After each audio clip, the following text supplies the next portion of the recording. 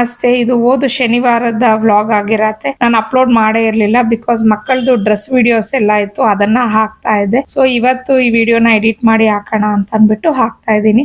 ಇನ್ನ ಯೂಶಲಿ ನಾನು ಯಾವಾಗ್ಲೇ ದೋಸೆ ಮಾಡ್ಲಿ ಸ್ವಲ್ಪ ಬ್ಯಾಟರ್ ಎಕ್ಸ್ಟ್ರಾ ಮಾಡಿ ಇಟ್ಟಿರ್ತೀನಿ. ಅಂದ್ರೆ ಇನ್ನೊಂದು 2 days ಆದ್ಮೇಲೆ ಏನೋ ದೋಸೆನೋ ಪಡ್ಡುನೋ ಏನಾದ್ರೂ ಮಾಡ್ಬೋದು ಅನ್ಬಿಟ್ಟು ಇವತ್ತು ಚಟ್ನಿ ಪಲ್ಯ ಮಾಡಿ ದೋಸೆನೆ ಮಾಡ್ಕೊಳ್ಳೋಣ ಅಂತ ಹೇಳಿ ಮಾಡ್ತಿದ್ದೆ. ಆಕ್ಚುಲಿ ಶನಿವಾರ ಆಗಿರೋದ್ರಿಂದ ನಮ್ಮ ಮನೇಲಿ ಓನ್ಲಿ ಟಿಫನ್ ಮಾತ್ರ ಮಾಡ್ತೀನಿ. ಬಿಕಾಸ್ ನಮ್ಮ ಮನೆಯವ್ರಿಗೆ ಆಫೀಸ್ ರಜಾ ಇರತ್ತೆ. ಅವ್ರು ಬಾಕ್ಸ್ ತಗೊಂಡ್ ಹೋಗಲ್ಲ ಅಂತಂದ್ರೆ ಆದಷ್ಟು ನಾನು ಅಡುಗೆ ಮಾಡೋದು ಅವಾಯ್ಡ್ ಮಾಡ್ತೀನಿ. ಅಂದ್ರೆ ಮಧ್ಯಾಹ್ನ ಮಾಡ್ಕೊಂತೀನಿ.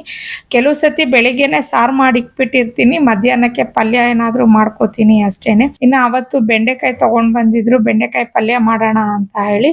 ಸೊ ಟಿಫನ್ ಎಲ್ಲ ಆದ್ಮೇಲೆ ಅದನ್ನೆಲ್ಲ ನೀಟಾಗಿ ತೊಳ್ದಿಕ್ಬಿಟ್ಟೆ. ಅದು ಸ್ವಲ್ಪ ತ್ಯಾವ ಇದ್ರೆ ಕಟ್ ಮಾಡಿದ್ರೆ ಚೆನ್ನಾಗಿರಲ್ಲ ಅಲ್ವಾ, ಒಣಕೊಳ್ಳಿ ಅಂತ ಅಂದ್ಬಿಟ್ಟು ಹಾಗೆ ಇಟ್ಟೋಗಿ ಆಮೇಲೆ ನಾನು ಫ್ರೆಶ್ ಅಪ್ ಎಲ್ಲ ಆಗಿ ಬಂದ್ಮೇಲೆ ಅಡುಗೆ ಮಾಡ್ಕೊಳ್ಳೋಣ ಅಂತ ಅಂದ್ಬಿಟ್ಟು ಇವಾಗ ಬೆಂಡೆಕಾಯಿ ಪಲ್ಯ ಮಾಡೋದಕ್ಕೆ ಅಂತ ಹೇಳಿ ಎಲ್ಲ ಕಟ್ ಮಾಡಿ ಇಟ್ಕೋತಾ ಇದ್ದೀನಿ.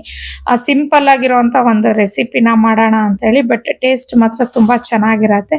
ಫಸ್ಟ್ ಒಂದು ಬಾಣಲಿಗೆ ಎಣ್ಣೆ ಹಾಕೊಂಡು ಬೆಂಡೆಕಾಯಿನ ಹಾಕಿ ಹುರ್ಕೋಬೇಕಾಗತ್ತೆ. ಸೊ ಅದು ಫ್ರೈ ಆಗೋ ಅಷ್ಟೊತ್ತಿಗೆ ಈ ಸೈಡು ಒಂದು ಪ್ಯಾನ್ ಅಲ್ಲಿ ನಾನು ಅದಕ್ಕೆ ಒಂದು ಪೌಡರ್ನ ರೆಡಿ ಮಾಡ್ಕೋತಾ ಇದ್ದೀನಿ.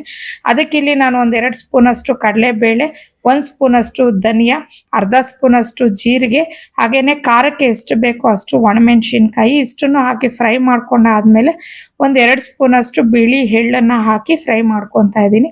ಈಗ ಇದನ್ನ ತಣ್ಣಗಾಕಕ್ಕೆ ಬಿಡೋಣ. ಅಷ್ಟೊತ್ತಿಗೆ ಬೆಂಡೆಕಾಯಿಗೆ ಸ್ವಲ್ಪ ಅರಿಶಿನ ಪುಡಿ ಹಾಕಿ ಅದನ್ನು ಫ್ರೈ ಮಾಡ್ಕೊಂಡಿದ್ದೀನಿ. ಆಮೇಲೆ ಸ್ವಲ್ಪ ಕರಿಬೇವನ್ನ ಹಾಕೊಂಡು ಫ್ರೈ ಮಾಡ್ಕೊಬೇಕು. ಈಗ ಒಂದು ಜಾರ್ಗೆ ನಾನು ಹುರಿದಿಟ್ಕೊಂಡಿರೋದನ್ನೆಲ್ಲ ಹಾಕ್ಬಿಟ್ಟು 1 ಗೆಡ್ಡೆ ಅಷ್ಟು ಬೆಳ್ಳುಳ್ಳಿ ಮತ್ತೆ ಪಲ್ಯಕ್ಕೆ ಎಷ್ಟು ಬೇಕೋ ಅಷ್ಟು ರುಚಿಗೆ ತಕ್ಕಷ್ಟು ಉಪ್ಪನ್ನ ಹಾಕ್ಬಿಟ್ಟು ಪೌಡರ್ ಮಾಡ್ಕೊಳ್ಳೋಣ. ಇದನ್ನ ನಾವು ಬೆಂಡೆಕಾಯಿ ಆಲ್ಮೋಸ್ಟ್ ಆಲ್ ಒಂದು 75% ಫ್ರೈ ಆಗಿದೆ. ಈ ಪೌಡರ್ನ ಹಾಕ್ಬಿಟ್ಟು ಇನ್ನೊಂದು 25% ಅಷ್ಟು ನಾವು ಫ್ರೈ ಮಾಡ್ಕೊಬೇಕಾಗತ್ತೆ. ತುಂಬಾನೇ ಸಿಂಪಲ್, ಟ್ರೈ ಮಾಡಿ ನೋಡಿ. ಬಟ್ ಟೇಸ್ಟ್ ಮಾತ್ರ ಅಲ್ಟಿಮೇಟ್ ಆಗಿರತ್ತೆ. ಇದಕ್ಕೆ ನಾನು ಜಸ್ಟ್ ಬೇಳೆ ಮತ್ತೆ ಟೊಮೊಟೊ ಹಾಕಿ ಸಾರು ಮಾಡ್ಕೊಂಡಿದ್ದೆ. ಕಾಂಬಿನೇಷನ್ ಅಂತೂ ಸೂಪರ್ ಆಗಿತ್ತು.